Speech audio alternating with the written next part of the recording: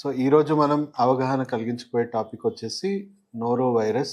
ఇప్పుడు హైదరాబాద్ని, భారతదేశాన్ని గడగడలాడిస్తున్న ఒక వైరస్గా చెప్పొచ్చు. ఇప్పుడు ఓల్డ్ సిటీలో రోజుకి 100 పైన కేసులు నమోదవుతున్నట్టు మనకి ఇప్పుడు అన్ని రకాలుగా అందుతున్న వార్త. అండ్ రోజు రోజుకి ఇది బాగా ఎక్కువగా ఫాస్ట్గా స్ప్రెడ్ అయ్యే వైరస్గా చెప్పొచ్చు.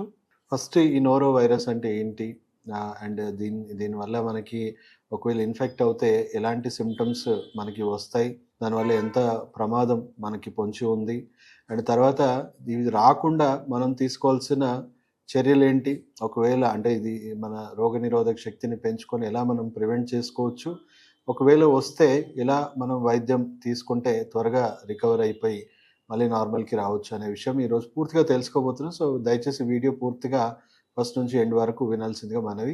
ఫస్ట్ థింగ్, ఇది మనకి ఎస్పెషలీ ఇది ఒక వైరస్. సో ఇది మన గ్యాస్ట్రో ఇంటెస్టైనల్ ఫంక్షన్ మీద ఎక్కువగా దాడి చేసే వైరస్. సో కనీసం ఇది 3 రోజులన్నా మనని ఇబ్బంది పెడుతుంది. దీనివల్ల మనకి వచ్చే సిమ్టమ్స్ ఏంటి అని అంటే severe gastric cramps, stomach pains, diarrhoea అంటే బాగా లూజ్ మోషన్స్ అవ్వడము, అండ్ అలాగే వామిటింగ్స్ విపరీతంగా అవ్వడము, అండ్ బాడీ పెయిన్స్, లో ఫీవర్స్ కూడా, అండ్ బాడీలో ఎక్స్ట్రీమ్ వీక్నెస్. ఇలాంటి సిమ్టమ్స్ మీకు ఉంది అంటే మీకు ఈ వైరస్ ఉండే అవకాశాలు చాలా ఎక్కువగా ఉన్నాయి. సో దీనికి కనీసం 3 రోజులు దాని జెస్టేషనల్ పీరియడ్. సో ఈ 3 డేస్లో అది మెల్లిమెల్లిగా మనకి 48 అవర్స్లో కొంచెం పీక్స్లో వెళ్తుంది, తర్వాత తగ్గుముఖం పడుతూ ఉంది. సో ఇది అందరూ తట్టుకోగలుగుతారా ఈ వైరస్ని అని అంటే కొంతవరకు ఇమ్యూనిటీ బాగున్న వాళ్ళు పెద్దగా వాళ్ళకి ఏ సిమ్టమ్స్ కూడా లేకుండా, వాళ్ళకి ఏ ప్రాబ్లం లేకుండా, వాళ్ళకి ఏమి ఇబ్బంది ఉండదు. బట్ వాళ్ళ వల్ల ఇంకొకరికి మాత్రం ఇది ఈజీగా స్ప్రెడ్ అవుతుంది. ఎవరైతే ఇమ్యూనిటీ బాగా వీక్గా ఉందో వాళ్ళని ఈ సిమ్టమ్స్ బాగా ఇబ్బంది పెడతాయి. అండ్ వాళ్ళకి ఏమన్నా వేరే ప్రాబ్లమ్స్ ఉన్నాయనుకోండి, ఆల్రెడీ వాళ్ళకి హెచ్ఐవి కానీ, లేకపోతే ఆటో ఇమ్యూన్ డిసార్డర్స్ కానీ, ఇమ్యూనిటీ సంబంధించిన డిసార్డర్స్, లైఫ్ స్టైల్ డిసార్డర్స్ ఉన్న వాళ్ళకి కొద్దిగా కాంప్లికేషన్స్ పెరిగి మనకి ప్రాణం మీద కూడా ప్రమాదకరంగా మారే అవకాశాలు కూడా చాలా ఎక్కువగా ఉన్నాయి. సో దాని పరంగా మీరు కొన్ని చర్యలు ఇప్పటి నుంచే పాటిస్తే, అంటే prevention is always better then cure అంటాము. సో కొన్ని నివారణ చర్యలు మనం పాటించడం వల్ల మన ఇమ్యూనిటీని మనం త్వరగా డెవలప్ చేసుకొని మనము ఎక్కువగా సిమ్టమ్స్ అనేవి లేకుండా బయటపడవచ్చు, అండ్ మన ఫ్యామిలీని కూడా మనం కాపాడుకోవచ్చు దీని నుంచి. సో విస్తృతంగా ఇది ఫాస్ట్గా స్ప్రెడ్ అయ్యే వైరస్. సో ఎవరికైనా ఈ సిమ్టమ్స్ కనబడితే ఇంట్లో మీరు తీసుకోవాల్సిన జాగ్రత్తలు అంటే వాళ్ళ మోషన్స్, వామిటింగ్స్ అన్నీ కూడా మీరు ఎక్స్ట్రీమ్ ప్రికాషన్స్తోనే మీ చేతులకు గ్లౌజ్ వేసుకొని, మాస్క్ వేసుకొని అవి క్లీన్ చేయండి. అండ్ మోషన్స్ అయిపోయాక దాని మీద లిడ్ కూడా వెంబడే మనం పెట్టేయండి, ఎందుకంటే ఎయిర్లో కూడా ఆ వైరస్ అనేది స్ప్రెడ్ అవ్వకుండా మనం చూసుకోవాలి.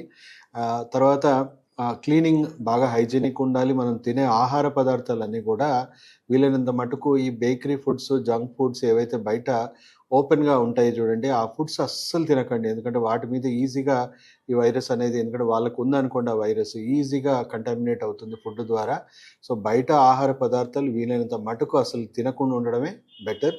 అండ్ మనం తెచ్చుకున్న ఫ్రూట్స్, వెజిటేబుల్స్ అలాంటివి కూడా ఖచ్చితంగా 1-2 సార్లు వాష్ చేసుకొని ప్రాపర్గా హైజీనిక్గా తినడం బెటర్. అండ్ ప్రతిసారి మీరు ఏది తాకినా చేతులు కడుక్కోండి. అంటే ఏది తినేటప్పుడైనా, అట్లీస్ట్ తినే ముందైనా ఖచ్చితంగా చేతులు కడుక్కోవడం అలవాటుగా మార్చుకోండి. ఎందుకంటే ఈజీగా ఫుడ్ ద్వారా ఇది కంటామినేట్ అయ్యే వైరస్ కాబట్టి మనం జాగ్రత్తగా ఉండాలి. తర్వాత మన ఆహార పదార్థాల్లో మనం ఫ్రెష్ ఫుడ్స్ ఎక్కువగా తినండి, ప్లాంట్ బేస్డ్ ఫుడ్స్ ఎక్కువగా తినండి. దానివల్ల మన ఇమ్యూనిటీ అనేది కొంత పెరుగుతుంది. అండ్ సప్లిమెంట్స్ పరంగా మనం మాట్లాడుకుంటే అశ్వగంధ చాలా ఇమ్యూనిటీ, మంచి మంచి powerful immune booster ashwagandha. So ashwagandha అని వాడండి. అలాగే ప్రోబయోటిక్స్ అని దొరుకుతుంది. మన గట్ హెల్త్లో మనకు చెడు బ్యాక్టీరియా ఎక్కువ ఉండడం వల్ల ఇప్పుడు ఏమైపోయిందంటే విపరీతంగా మనం యాంటీబయోటిక్స్ వాడుతూ ఉన్నాం. యాంటీబయోటిక్స్ వల్ల మన గట్ హెల్త్ అనేది బాగా డ్యామేజ్ అయిపోయి మన ఇమ్యూన్ సిస్టమ్ 70% మన గట్ హెల్త్లోనే ఉంటుంది. సో ఆ 70% గట్ హెల్త్ని మనం ఇంప్రూవ్ చేసుకోవాలి అశ్వగంధ ద్వారా. అండ్ మనకి ప్రోబయోటిక్స్ సప్లిమెంట్స్ కూడా బయట దొరుకుతున్నాయి. దాని ద్వారా మన గట్ హెల్త్ని కూడా మనం ఇంప్రూవ్ చేసుకోవడం వల్ల మనకు కూడా ఎక్కువ సిమ్టమ్స్ అనేవి రావు. ఒకవేళ ఆల్రెడీ వచ్చిన వాళ్ళకి మనం ఏం చేయాలంటే, మనం సాలిడ్ డైట్ అంటే ఫుడ్స్ తగ్గించేసి లిక్విడ్ డైట్లోకి వచ్చేయాలి. ఈజీ డైజెస్టబుల్ ఫుడ్స్ మాత్రమే తినండి.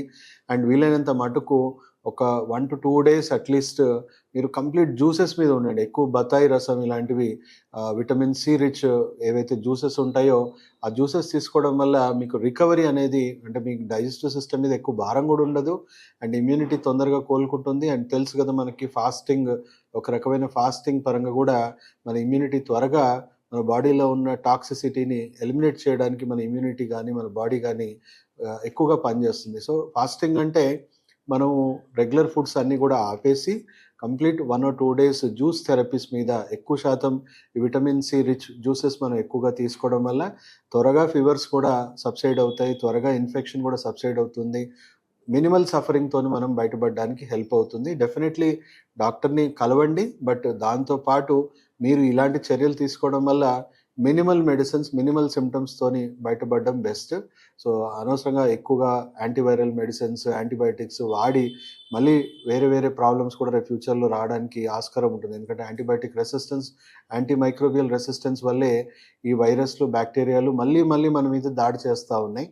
సో ఈ ఈ మేజర్గా ఇష్యూ చెప్పాలి అని అంటే మనం వీక్ అయ్యాము, మన ఇమ్యూనిటీస్ వీక్ అయ్యాయి, మన గట్ హెల్త్ వీక్ అయింది ఈ బయోటిక్స్, యాంటీవైరల్ మెడిసిన్స్ వల్లే.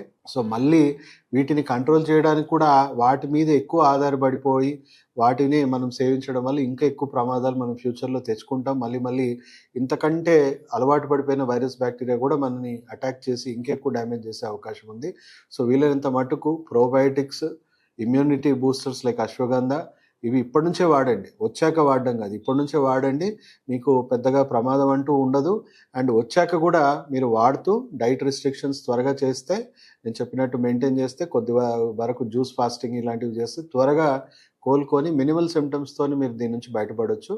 సో అండ్ బయటికి ఎక్కడ వెళ్ళా కూడా కంపల్సరీ కొంచెం మాస్క్లు, గ్లౌజెస్ అండ్ మనము ఏవైతే కోవిడ్ టైంలో ఏవైతే ప్రోటోకాల్స్ ఫాలో అయ్యామో ఆ ప్రోటోకాల్స్ ఫాలో అవ్వండి. ఎందుకంటే ఫాస్ట్గా ఈ వైరస్ హైదరాబాద్ని చాలా ఇబ్బంది పెడుతుందని చెప్పేసి న్యూస్ అనేది ఆల్రెడీ ఉంది. సో దయచేసి అన్ని జాగ్రత్తలు తీసుకోండి. And thank you very much for listening.